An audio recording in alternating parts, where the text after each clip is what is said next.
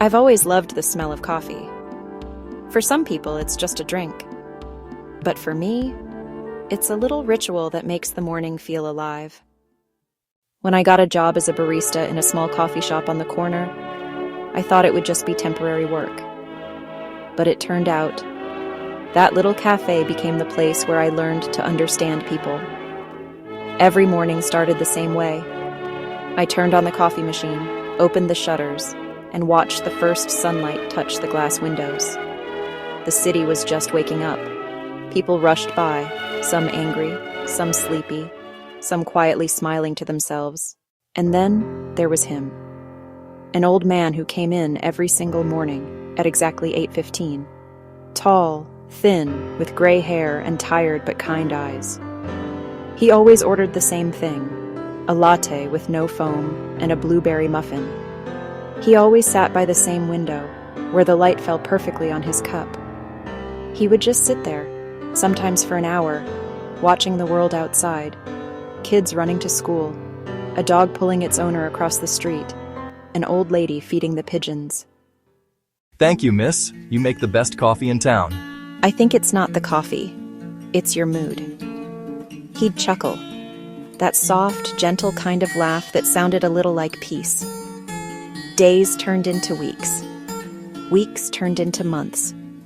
He became a part of my mornings, like the sound of the coffee machine or the smell of fresh pastries.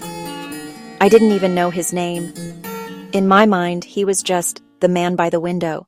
But one day, he didn't come. At 8:15, I looked at the door. Nothing. 8:20, still nothing. Maybe he overslept, I thought.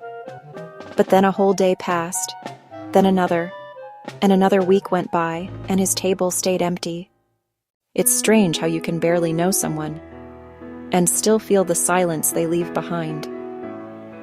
About a week later, a woman came into the cafe. She looked to be in her 40s. Her eyes were just like his, calm, kind, a little sad. You're the girl who always smiled at my dad, right? I nodded. She reached into her bag and handed me a small envelope. He asked me to give this to you. Inside were $50 and a handwritten note. It said, "Thank you for starting my mornings with a smile. You didn't know, but I'd been fighting cancer for the past 2 years. Some mornings I didn't even want to get out of bed. But then I thought, if I make it to the coffee shop, the day will start right. Your coffee and your kindness made my mornings feel alive. Please, buy a cup of coffee for someone who might need it too." I stood there, holding that letter, and tears just rolled down my cheeks. That same day, I made a latte and placed it at his usual table, next to a blueberry muffin. On the cup, I wrote, "Since that day, every year on the same date, I buy coffee for the first customer who walks in. Sometimes it's a student, sometimes it's someone homeless, sometimes just a tired soul who came in to warm up. I never tell them why.